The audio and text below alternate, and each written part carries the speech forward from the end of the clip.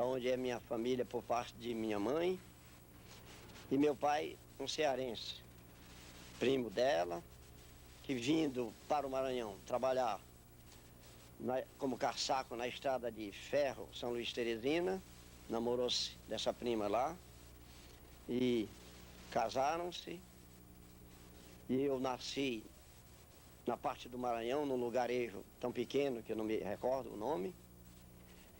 E com 1 ano ou 2 anos, papai muda-se para o Ceará, Várzea Formosa, em cima da Serra Grande, onde ele tinha a família. E aos 5 anos, retira-se da Várzea Formosa para uma cidade chamada Ipueiras, e começa lá sua vida não mais de agricultor, mas de comerciante, pequeno comerciante. Cresce como comerciante, e no ano de 1932 tivemos a seca, uma grande seca que não sei se é muito conhecida hoje por causa da comunicação que não era como é hoje, mas bastante terrível para não me fazer esquecer dessa seca e dos horrores que eu vi. A casa do papai, uma casa de comércio, e tinha um alpendre que ele construiu. Alpendre é um avarandado muito grande, que ele construiu para dar abrigo ao pessoal, à sua freguesia que vinha da Serra Grande. Descia da Serra Grande, e a freguesia do papai vinha da Serra Grande e abrigava-se nesse grande alpendre, né? Esse grande alpendre, que era sossego e alegria daquela gente, em 32, época da seca, quando começa a seca, né?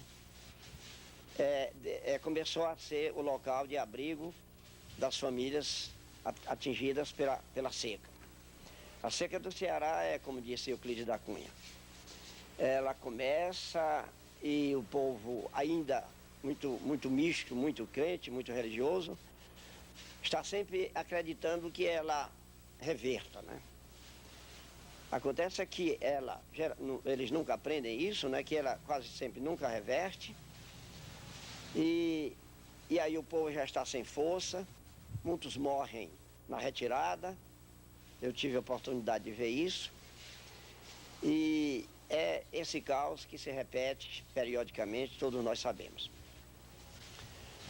Hoje ela é cantada e decantada através da mídia, através da comunicação, tem-se conhecimento disso, lastima-se, lamenta-se, mas aos meus 10 anos eu pude assistir e viver os horrores desta seca, e me lembro de cenas que posteriormente apareceu na minha arte, no meu trabalho de pintor, como, por exemplo, na nossa fuga, encontrarmos à margem das estradas escaldantes crianças mortas, que a família não tinha tempo ou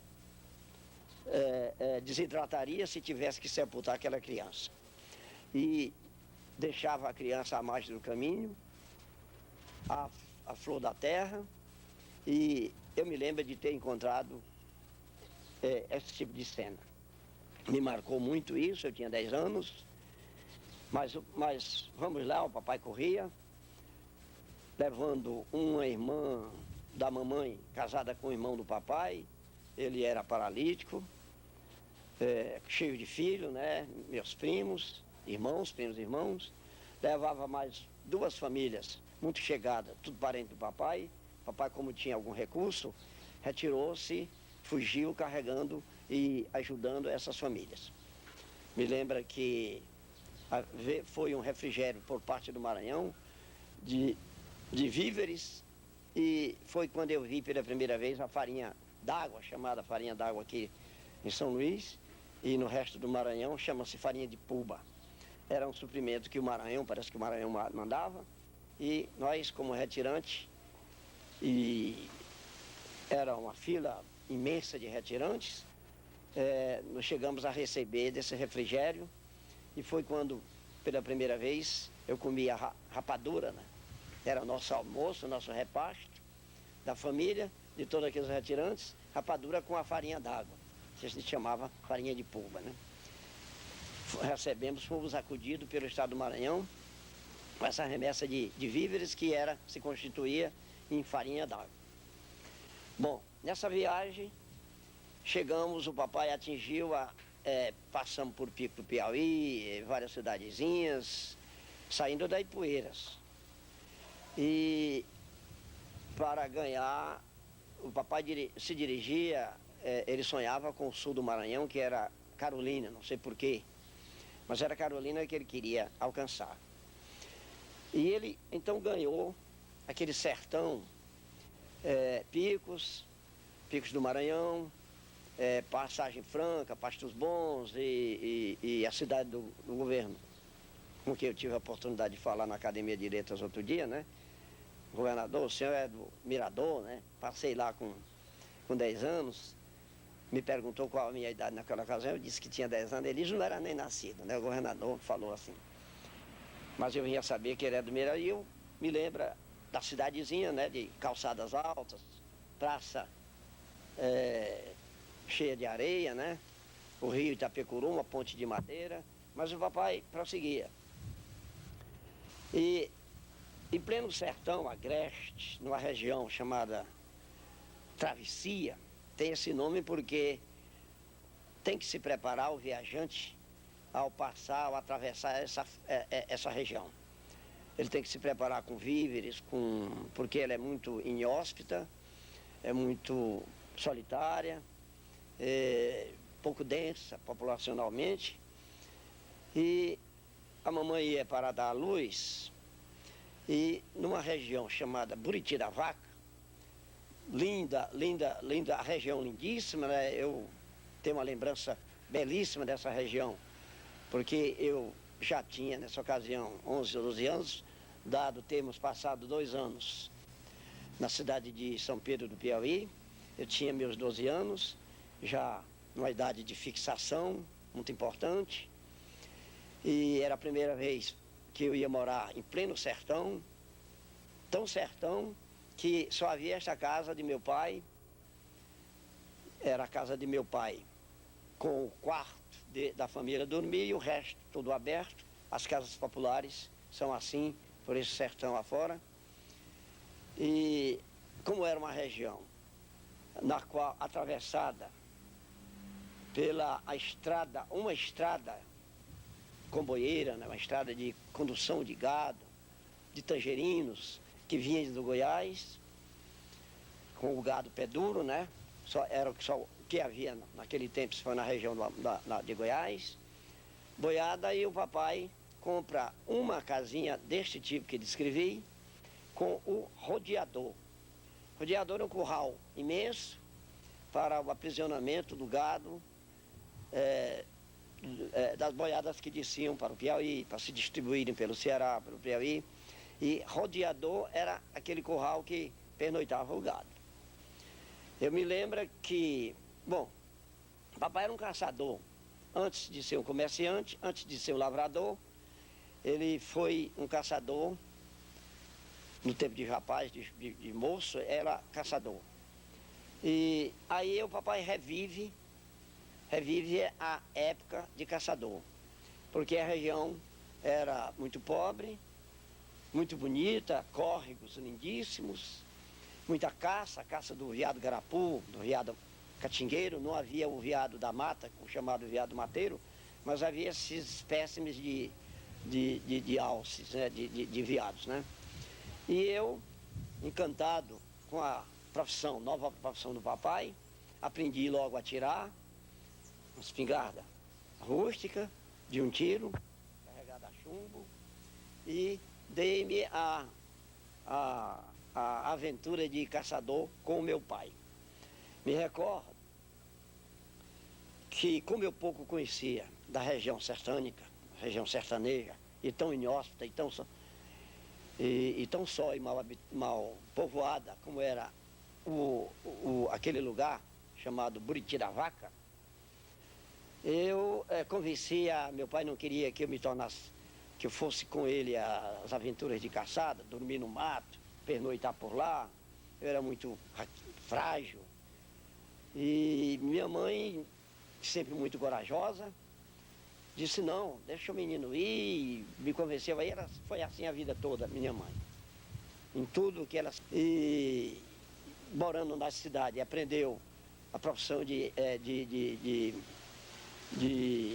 trabalhava muito bem como costureira, trabalhava em roupa de homem, foi assim que ela ajudou meu pai por aí.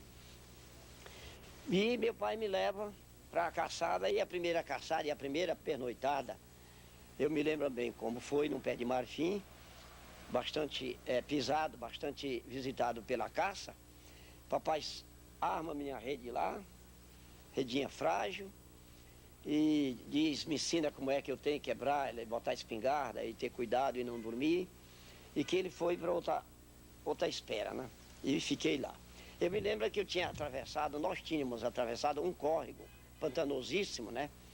Que havia só lugar de passagem, porque o córrego só se passava por ali, né? Derrubou um buritizeiro, 2 buritizeiros, e a ponte era essa ponte improvisada por sobre 2 hastes de buritizeira, só dava passagem ali, o resto tudo era um lamaçal terrível, né? Com puraquê, com perigo do puraquê, que é o puxo elétrico, de jacarés e tudo bicho. E nós atravessamos e eu fui com meu pai, mas eu pouco conhecia o sertão, que eu estava vindo da cidade. 6 horinhas ao entrar da noite, naquele momento que a noite, que o dia está mudando em noite, né? Tanto os bichinhos noturnos, os animaizinhos noturnos, começou aquela fervilhadeira no mato, canto de todo tipo, das aves noturnas, e mais uma me assombrou. Um grito enorme, perto de mim. O segundo grito, e eu achei que o grito estava se aproximando, e eu pensei, né, cheio de histórias de caçadores que o papai me contava, de lobisomens aí, cupê-lobo. O cupê-lobo, um macaco cabeludo muito grande, muito forte, que tem na Amazônia, deve ser lenda, né? E o papai me contou que o cupê-lobo, ele grita como um caçador perdido, para o outro caçador responder, e o cupê-lobo vai no rastro e pega o caçador. O papai, inclusive, contava que um desses cupê-lobos passou perto da espera dele, né? Comendo um homem debaixo do braço, e ele comendo os miolos do homem, né? Essa história toda estava na minha cabeça. Quando o grito, o horrível grito perto de mim, e com aquela sugestão de que era um cupê-lobo, era o chamado gritador, não sabia onde meu pai estava, né? Que ele vinha na minha direção e eu desato a rede e tenho a lembrança de jogar primeiro a rede e descer com a espingarda. Só que ao descer com a espingarda, com tanta velocidade, espingarda batendo muito, dispara, uma espingarda muito frágil, muito fácil, a espoleta dispara. E aí foi pior. Eu agarro a minha rede, não a embrulho, saio arrastando no campo, sem saber bem por onde voltar. Ela era como esse ioiô humano de hoje, né? Ela enganchava lá os punhos e eu recuava, e foi aos poucos, não acertei com a passagem, caí no brejo, caía jacaré para todo lado, e eu cheguei a essa triste figura, conseguiu acertar com a casa de mamãe, casa de papai, e não imagino, né, o assombro de minha mãe com essa triste figura, né? Mamãe raia comigo, ficou aborrecida porque eu confiei em você, meu filho, essa coisa toda, você não vai mais caçar nunca. Essa foi, mas o grito era da mãe da lua. É uma coruja, um pássaro noturno, que dá um grito horrível, né? E é um grito assim como de uma pessoa, né? Como dando um berro, assim, chamando outra pessoa, e tudo era uma mãe da lua. E depois eu consegui convencer meus pais, depois de quase ter apanhado, né? E terminei virando um caçador com meu pai lá naquela região, que era o nosso sustento, provinha dessa caça. Da caça, que lá não era um lugar de lavoura, ou vivia-se do buriti, casca de buriti, da raspa do buriti, que tinha era bastante. Vivia-se disso, de se alimentar disso, ou da caça que o papai matava. Mas interessante, era o nosso vizinho, um dos vizinhos, que era uma família numerosa, chamada de Cício Bimba, o nome indica bem a região, né? E essa região, eu visitava esse pessoal. Era uma família enorme, a casa do jeito que eu disse, né? Fechado o quarto, e o mais era tudo aberto, e a família, rapazes e moças, já entrando até na puberdade, né? Nus. Viviam nus. As mocinhas já, os seios já se desenvolvendo, aqueles rapazes quase todos nus já entrando na puberdade. Eles viviam assim, na maior naturalidade do mundo, e eu fui descobrindo essa gente falando uma linguagem minha. As palavras que terminavam com L, né, sempre pronunciavam-se Sali, Miguel, Sali, Manuele. A linguagem deles era bem pitoresca, bem bonita, não sei, herança de quê, se de um povo espanhol, aquele povo era um povo bem alvo.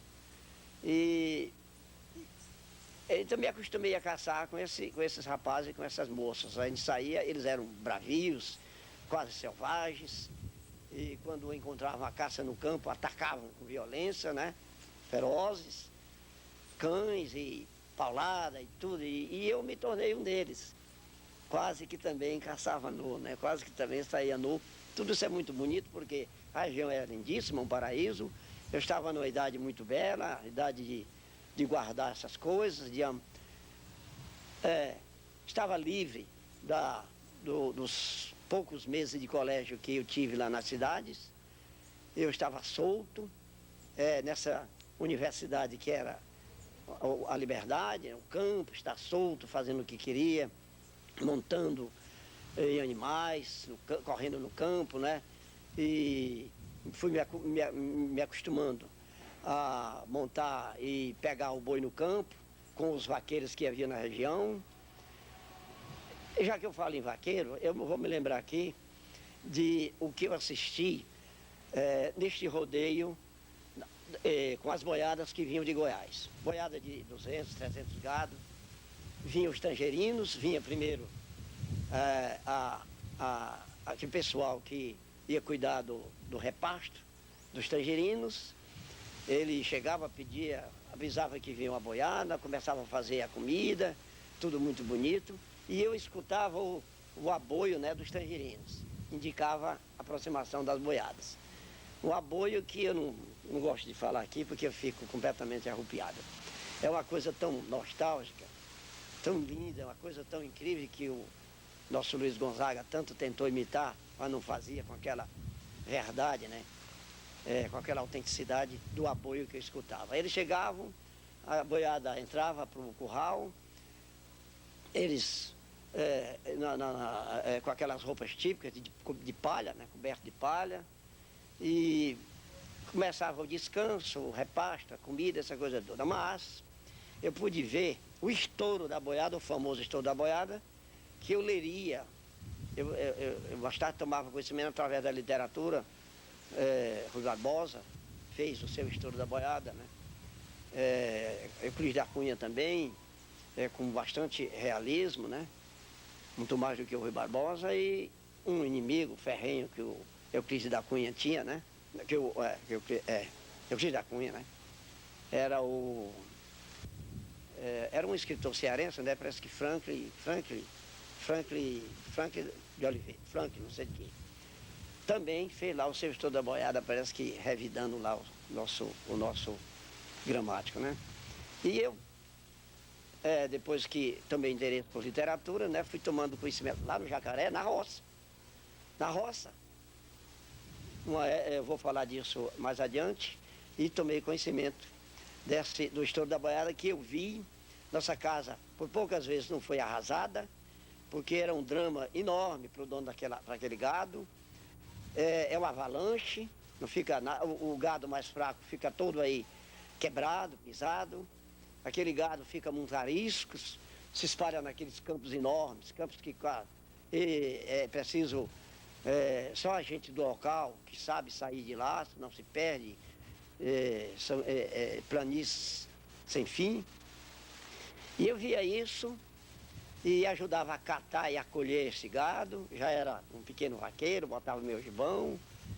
E eu estava aí já morando uns 2 ou 3 anos, porque o papai comprou essa região para a mamãe ter um filho, o Calia, meu irmão Calia, e a gente ficou, por força de circunstâncias, morando aí um ano, 2 anos mais ou menos, e eu vivendo esta vida linda que vai me servir muito na minha vida de futuro pintor, e sabe lá, até de poeta, né? E, bom,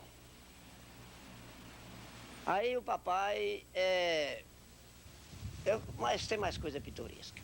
Tem mais coisa pitoresca, própria dessa região, eu não posso deixar de falar, porque eu me incluo principalmente daquela gente, daqueles tempos, daquela gente boa, inocente e bela, né? Eu me lembro que o papai era era um homem que vinha da cidade, um homem inteligente, um homem até certo ponto muito calado, mas provocado. Se conversava com ele, ele não parava nunca, tinha uma memória fabulosa, sabia contar casos, e prendia, tinha muito loquaz, assim, contando casos muito vivos. A Barra do Corda é uma cidade, fica à margem de no entroncamento de 2 rios, que é o Mearim e o Corda, sendo o Corda um rio como o Tocantins, como o Itapecuru, como o rio Alpargata, um rio que vem do campo, então um rio de água muito linda, muito fria, muito linda, que desemboca aí na Barra do Corda, com o Mearim, que é um rio de água toldada, barrenta, que vem de uma região floresta, uma região de barro, e ele é muito toldado e a barra situa-se aí. E papai vai ao papai, aí dizem que um centro de lavoura muito próspero está acontecendo e está nascendo, né? Nas matas, que é do lado, tomando a direção da descida do rio, é do lado esquerdo do rio Mearim, começam as matas, a região de floresta, que naquele tempo era virgem. Bom, a Barra do Corda é cercada, na parte do agreste, é cercada, ela existe os índios Canelas, que é o índio que o Gonçalves Dias veio a cantar, né? O rio Timbira, é o mesmo Canela, é um índio que não se civilizou, mora na parte do campo. Mas na parte da mata, da parte do lado esquerdo, na região onde começa a floresta amazônica, a pré-amazônia, né? Habita o índio Guajajara, chamado índio Guajajara, um índio que já se desaculturou, já é meio civilizado, mas tinha muitas aldeias, muitíssimas aldeias da Barra do Corda para dentro da mata até certo ponto cultivada, agredida, mas de certa parte para lá não. Do lugarejo chamado Naru, que fica a 5 léguas de distância da Barra do Corda, o lugarejo maior que tem dentro da mata, que chama-se Naru, uma palavra indígena, né? Da língua Guajajara. Daí para lá é mata virgem, mata que não se vê o sol dentro da mata. Árvore de diâmetro, de 3, 4 metros de espessura, né? Uma coisa tantálica, uma coisa incrível, né? Uma coisa de meter, assombrosa, assim, pela grandeza, pela monstruosidade, pela imensidade da mata, né? Mas acontecia que, como a Barra do Corda é uma cidade campestre, né, de gado do lado esquerdo da cidade, do lado direito da cidade, na parte de campo, e do lado da mata é uma cidade agrícola, de cultivo de tudo, né, com muito fértil as terras, e é uma cidade agrícola. O papai, papai não queria morar na cidade. Depois de ter perdido tudo, né, depois da seca, ficou com aquele complexo de sempre estar se metendo nos lugares mais incultos, né? Ele já trazia a experiência do sertão, e o que ele queria era entrar na mata e viver de lavoura, né? Voltar a viver de lavoura. chegou até ao povoado Grajaú lá. Então havia um caçador que ele fala, esse caçador adentrou esta mata e descobriu uma lagoa. Essa mata ela é uma mata seca, muito enxuta, né? Não tem nascentes, mas tem águas que tem vales que formam uma espécie de cacimba muito grande e que a água enxurra que vindo de todas as partes da mata, né? Digamos assim, é uma região hídrica, né? Uma bacia hídrica. Enxurram para ali e formam uma lagoa. A lagoa cria aquele mato próprio de lagoa que protege a água, ela evapora pouco, né? E esse caçador descobriu essa mata, né? Essa lagoa. O papai entusiasma-se com a conversa, tanto por ser caçador, como pela a intenção que o papai tinha de trabalhar em lavoura, né? E vai com esse caçador e depois de um dia, 2 dias de mata dentro, né? Não havia estrada, era picada, só o caçador sabia, né? Acessa com a lagoa. A lagoa, uma coisa linda. Uma coisa linda, linda, linda, né? A margem a floresta chegava até a margem da lagoa, aquelas árvores altas, né? Com tudo quanto é espécie de ave, né? Aves, o recongo, né? Aves que não são aquáticas, mas precisavam fazer os ninhos, né? Naquelas aves altíssimas, né? Um negócio bonito. A caça vinha, toda ia beber naquela lagoa. A gente matava caça, né? Catitu, matava a anta, né? De cacete na margem dessa lagoa. Porque toda a caça ao derredor precisava da água daquela lagoa. Era um paraíso, eu nunca vi coisa mais bonita. E o papai endoidou, como se diz na gíria, né? Por aquele local. E vem, apanha a família e toca e leva a família mata dentro, né? Faz a primeira casa lá à margem dessa lagoa. E me lembra que cavando, né? Cavando o buraco para fincar a forquilha, né? A parte fundamental da casa, né? Encontramos um fêmur humano, numa região no meio daquela mata, um fêmur humano, né? E aquela lagoa tinha sido, até 1901, tinha sido habitada pelos índios Guajajaras, que teriam sido expulsos dali, ocorrido dali, porque eles foram perseguidos pelos índios Canelas, que foram arregimentados para perseguir estes índios que tinham atacado uma vila de catequese, né, chamada Alto Alegre, que hoje pertence aos índios. Havia lá uma cidade de catequese, né, com convento, igreja, e fazia essa catequese dos índios. E esses índios tinham corrido e certamente eles tinham morado nessa aldeia. Então aí começa essa segunda fase, a fase florestal do papai. Era uma experiência chocante, muito bonita, muito rica para mim, porque quem tinha morado até 10 anos numa cidade, quem por 2 ou 3 anos morou no agreste, solitaríssimo, né? Aprendi a conviver com aquele agreste, a morar aprender naquela universidade, né? E agora, de repente, ir para uma região amazônica, selvagem, virgem totalmente, era uma coisa incrível, né, para mim. Que, graças a Deus, esses contrastes, esses impactos, né, me enriqueceram muito e vai florescer no meu futuro. Eu vinha dizendo que papai sonhava ir para o sul do estado do Maranhão, cidade de Carolina, mas decidiu outra direção e, como eu ia dizendo, né, ele decide morar dentro da mata amazônica, né, a parte pré-amazônica, que começa à margem esquerda do rio Mearim, que é a parte agrícola da Barra do Corda.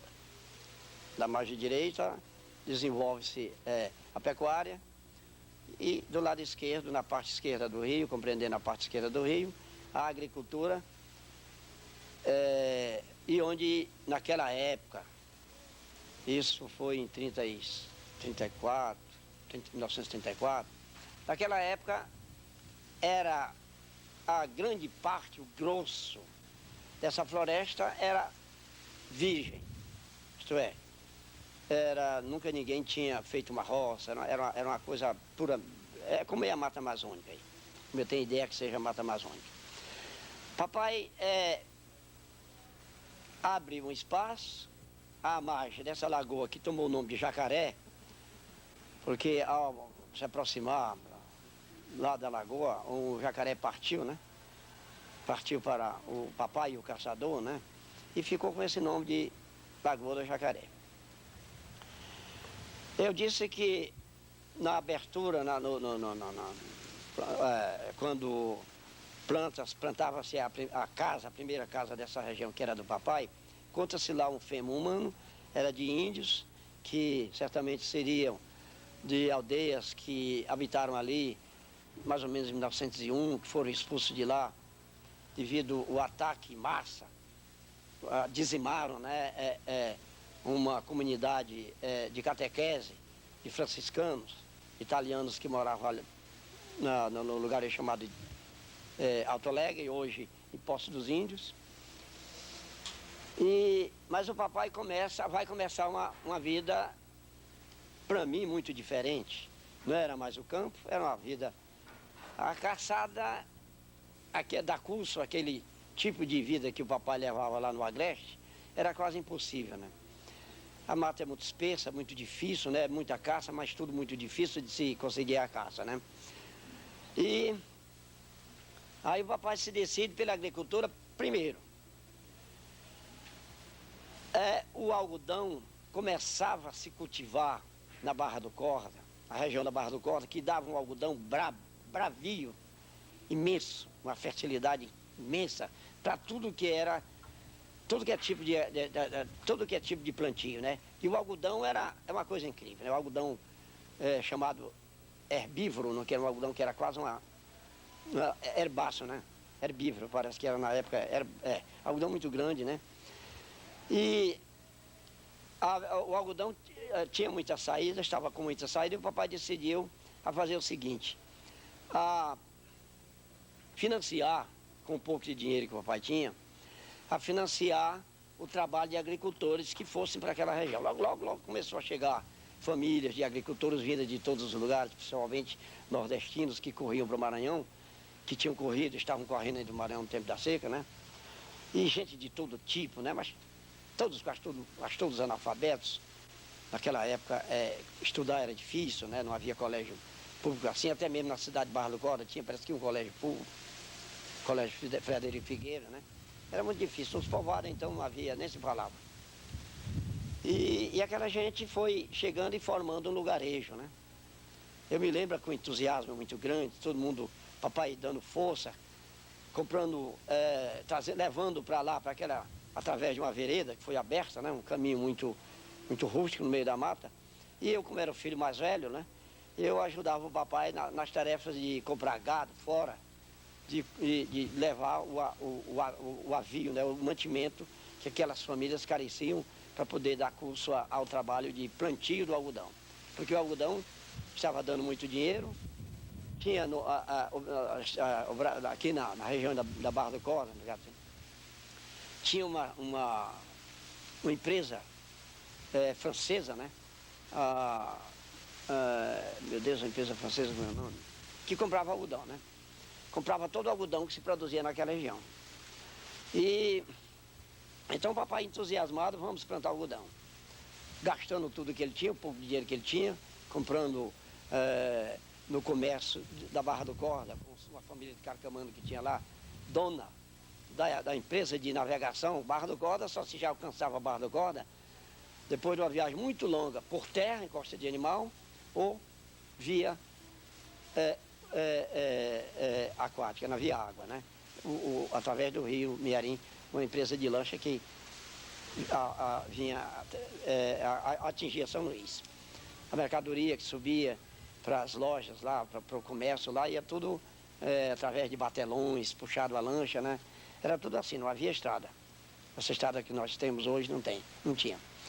Então era tudo difícil. E o papai fez aquele herói incentivando para o plantio de algodão. Uma vida muito difícil, imagine, né? O papai já com uma família numerosa, somos, parece que mais ou menos, éramos naquela ocasião 12 filhos, 7 filhos homens, o resto tudo mulher, e naquela labuta, todo mundo se dedicando à lavoura, numa mata, uma agricultura muito difícil, que tinha que derrubar a mata virgem. Levava-se um tempo enorme derrubando aquelas árvores centenárias. Era uma coisa que eu não gosto nem de me lembrar hoje, né? Um monumento daquele, que se tem de ter o maior respeito, né? Chegavam 4 caboclos daquele com 4 machados, né? Depois de quase um dia de disputa, né? De torneio, né? Em torno daquele monumento, ruía por terra, para depois 3, 4 léguas de roça, tudo junto. Era um disputismo, fazia-se ali um deserto, né? Aquela acamação, a mata dava uma acamação muito espessa, muito grande, que era a mata virgem, uma floresta muito espessa, né? E vinha aquela tarefa de botar o fogo, que era uma festa para aquela gente, e que era uma coisa medonha. Era uma coisa medonha aquele fogo, né? Assombrava, dava para meter medo, que era um inferno, era um negócio medonho, uma coisa que parece que fugia a capacidade humana de deter aquela coisa imensa, né? Aquela aluvião imensa de fogo, né? Mas era, ou porque gostasse, ou porque se identificasse, ou porque de tudo eles faziam festa pela necessidade de não ter divertimento nenhum, de não ter lazer, era uma festa. No dia de se botar fogo nas roças. E que muitos daqueles lavradores, né, gananciosíssimos, vinham de regiões onde a terra era difícil, e a terra ali muito fácil, faziam roça de 50, 100 linhas, que hectares é muita terra, né? Gananciosíssimos, né? E sem meios para plantar aquela terra toda, né? Geralmente terminavam plantando a metade, 1/3, 1/4 daquela terra, e tudo ficava aí sem aproveitamento. Foi assim, eu vi isto e lastimo muito por ter também feito esse tipo de coisa lá com aquela gente, né? Bom, aí começa a fase agrícola do papai. Só que o algodão é a Cotonniere, né? A firma francesa que estava comprando todo o algodão que se produzia naquela região, pagando muito bem, e foi a miragem do meu pai. Foi essa daí, plantar para vender. Bom, aqueles lavradores, eles eram pessoas sem recursos, estavam ali sustentadas pelo pouco que o papai podia fazer.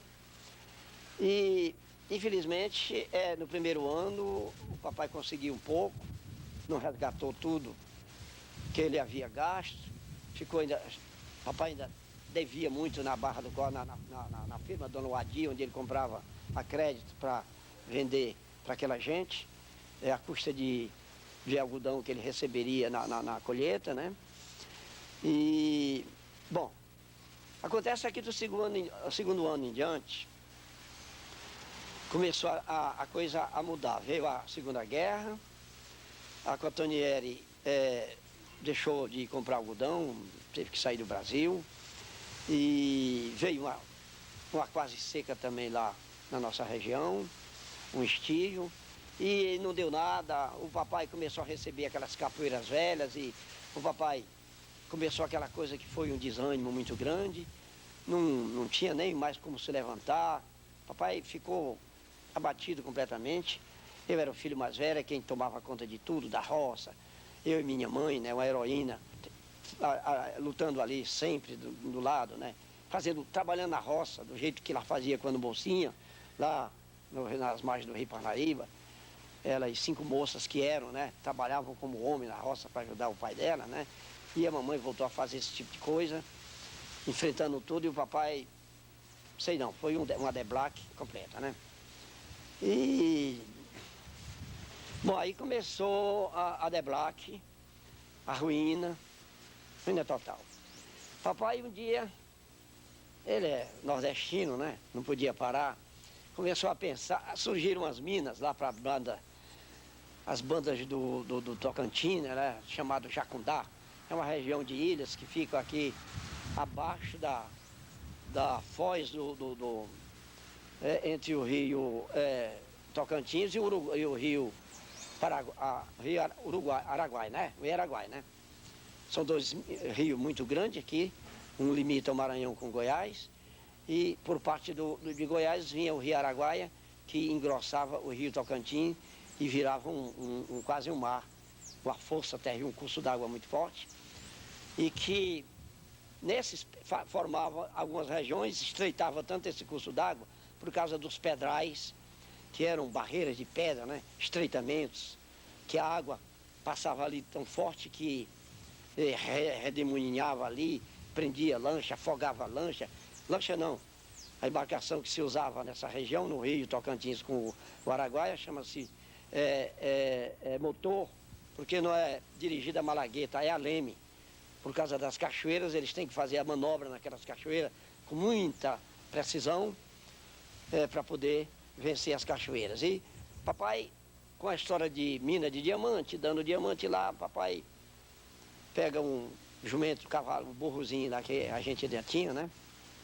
Arruma a carga e diz, vamos meus filhos, vamos agora no rumo do diamante. E lá você vai o papai, né? Bom, nessa ocasião que o papai foi para... Papai, como eu disse, nordestino, né? Ele já estava morando na cidade de Grajaú, uma cidade sertânica também. E ele estava lá morando, a gente fazia 1 ano, 2 anos lá, quando o papai decidiu, da cidade de Grajaú, ir para as minas do Jacundá, que são ilhas que ficam, ilhas que formam o rio Tocantins e o rio Araguaia. Só se podia trabalhar nessa ocasião nessas ilhas, porque às margens não se podia, que tinha os índios chavantes de um lado, dizimando quando uma embarcação naufragava e alguém podia salvar, conseguia sair vivo na margem, o índio chavante matava. E do lado direito do rio tinha o índio urubu, hoje parece que domados aí pelos vilas, né, os vilas boas, né? Mas era assim naquela época. Então a gente trabalhava nas ilhas, arrancava o diamante nas ilhas. Era as ilhas do Jacundá, me lembro de uma ilha que chamava-se Ilha do Ipixuna, que foi onde o papai ficou. Bom, mas a história é mais interessante porque o papai desembarcou na cidade de Imperatriz, que tinha um arruado acompanhando o rio, o curso do rio, um convento, uma igreja, né? Era muito... Imperatriz, essa quase metrópole hoje, era assim nessa ocasião. Eu vou contar um episódio pitoresco que aconteceu. Bom, né, papai, nós fomos com um animal apenas que levava a nossa carga, a nossa redinha, nossos cacarecos, né? E o papai com reservazinha de dinheiro muito pouca, mas são 40 léguas mais ou menos, né? De campo, de campo. Imperatriz, estrada, caminho, né? E eu me lembro para adquirir víveres por causa da enxurrada de gente, de pessoas que estavam correndo no rumo no aceno do garimpo, né? Era uma coisa incrível, né? Me fez lembrar o tempo que o papai se mudava, que o papai corria como retirante, né? Era uma coisa... Toda a gente aí, principalmente da região do Jacaré, dessa região do Jacaré principalmente, decepcionada aí com a agricultura, com o algodão, o papai já tinha perdido tudo. E essa gente estava correndo no rumo dessa miragem, né? Que era o diamante, né? Mas eu me lembro, o fato que eu vou contar é que o papai hospeda-se em Imperatriz. Lá tínhamos que tomar o motor, a embarcação que ia nos levar às ilhas, lá onde colhia-se o diamante. E eu estou numa minha morada lá, muito cansado da viagem. Papai sai para comprar alguma coisa para a gente comer, né? E quando lá vem papai com umas freiras, 2 ou 3 freiras, né? Aquelas talas na cabeça, aquela coisa muito bonita, aquela figura muito limpa, né? E o papai é um cearense baixinho, passo muito miúdo, caminhando na limeira, caminhando sempre na frente das feiras, né? Porque as feiras não o acompanhavam, né? e bate na porta e o papai diz, meu filho, essas freiras elas estão querendo desenhar uma bandeira aqui, para uma festa de arraial aqui, lá da Imperatriz. A bandeira tinha que ser levantada com a imagem da santa lá, a padroeira, né? E você, meu filho, eu acho que você é capaz de fazer esse desenho, você já fez tanto lá no Jacaré, você fazia retrato, você copiava com muita facilidade, né? E eu fiquei ali sem... E a feira já trazia a caixa de lápis, aquela coisa toda ali. É o jeito, né? E eu fiz a figura muito bonita, eu tinha facilidade de fazer isto, né? E à noite a festa foi uma festa bonita, tá lá, a santa desenhava na bandeira, né? E as pessoas se admirando naquilo. Bom, no dia seguinte a gente tomava a lancha, o motor, tocava-se lá para o Diamante. E acontece que o papai começa aquelas coisas que preliminarmente tem que se fazer na vida de garimpeiro, que é comprar a bateia, é uma concha assim, que a gente faz aquele manejo, né? E aquela parte pesada do cascalho, né? Que é o diamante, vai lá pro bico, o cone da bateia. E o papai está naqueles arranjos todos, viu? E eu já tinha ido lá, já tinha feito umas garimpagens lá, aprendendo como é que maneja a bateia, aquela coisa toda, o papai muito entusiasmado, todo mundo construindo seus barracos, né? Mas é uma coisa interessante, né? O tiroteio que a gente ouvia noite e dia, porque era uma coisa incrível, né? Era assim como se fosse uma feira, né? Saturada de gente, né? E de vez em quando ouvia-se aqueles tiroteios enormes, né? E urras e gritos de alegria, aquela coisa, era os garimpeiros bamburrando, era eles achando o diamante, né? E tinha várias formas a garimpagem era feita de várias formas. Se a gente cavava, apanhava-se o cascalho naquela parte que remanceava de trás de grandes pedras, de grandes obstáculos. A pedra chegava ali, ia descendo, o diamante ia descendo, havia tanto, né? Que ele descia e ele enterrava por ali. Por enquanto era muito fácil a colheita desses diamantes, porque se fazia quase a flor da pele, né? A flor do chão, né? Mas já tinha gente que explorava, mergulhando nos poções, que eram água retida no meio daqueles pedrais, né? Com a fundura medonha, né? E já tinha gente gananciosamente com armações, coisa que protegia do mergulho, né? Mergulhando para apanhar lá no fundo daqueles poções. E muita gente estava morrendo também assim, gente despreparada para mergulhos profundos, né? Mas aquilo era uma coisa incrível, né? Era gente morrendo, eram brigas, porque tinha cabarés, aqueles cabarés muito animados, né? E fogo do dinheiro, e gente matando para roubar, jogando no rio. Eu cansei de ver cadáveres boiando lá com o urubu lá em cima do cadáver, né? Eles estavam matando as pessoas que pegavam um diamante muito bom, valioso, né? E queriam sair, eles já tinham um grupo de gente para matar aquele negócio de perpetrar o roubo, né? E eu estou, por enquanto, vendo tudo aquilo, né? Já tinha pegado um diamantezinho, né? Botei no piquá é o depósitozinho de botar os diamantes, de guardar os diamantes, né? Linguagem lá né? E eu estou me adaptando, estou achando todo mundo bonito. Mas eu me lembro que o papai está fazendo a barraca, que se cobria de palha, né? E eu me lembro que eu comecei uma febre. Primeira vez que eu ficava longe de mamãe, junto com aquela saudade. Eu estou pensando que aquela febre era devido à saudade, né? E eu me deito assim, num arrampado, né? E eu fico ali com aquela tristeza, né? Não me lembrando inclusive do banzo africano, que é aquela saudade que dava no negro que o matava, né? Aqui no Brasil. Eu me lembro dessas coisas que eu já lia muito nessa época, né? E eu digo, meu Deus, será que essa febre é dessa saudade que eu estou aqui de mamãe? Mas não era, né? Não era porque, e ela mostrou logo que não era. Que um homem ia descendo com um maço de palha para cobrir a barraca dele que ficava assim de frente. O papai estava lá fazendo a comida. A palha quis tocar em mim e o homem quis evitar aquele garimpeiro, todo mundo ali era garimpeiro, né? Futuro garimpeiro. E ele foi na hora que a palha, que ele quis evitar, que eu fui me levantando para dizer, não se importe não, cadê? Eu não pude dizer isto porque a voz não saiu, né? O braço que eu fui mexer deu um supapo medonho assim e tentei me levantar, caí acolá. Era um impaludismo com uma complicação nervosa, né? E que o papai teve logo que sair da carreira de lá do garimpo para me salvar.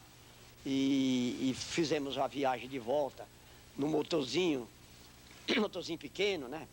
De viagem muito lenta, nós descemos com 3 dias de viagem, tivemos que subir com quase 6 dias de viagem, né? Eu morrendo, deitado por cima daquele motor, aquela zoada medonha, né? O motor sendo puxado e eu delirando dentro, né? Querendo cair na água do rio, né? Papai se atracando comigo e até que nós chegamos em Imperatriz e quando chegamos em Imperatriz já tinha um socorro lá, que as freiras souberam logo, trataram logo de arranjar aquele socorro, me botaram no lugar. Foi a primeira vez que eu escutei aquela essa sirene de socorro que tem aí, né? Primeira vez que escutei, nunca me saiu da lembrança, toda vez que ouço essa sirene de socorro aqui, aquela sirene lá.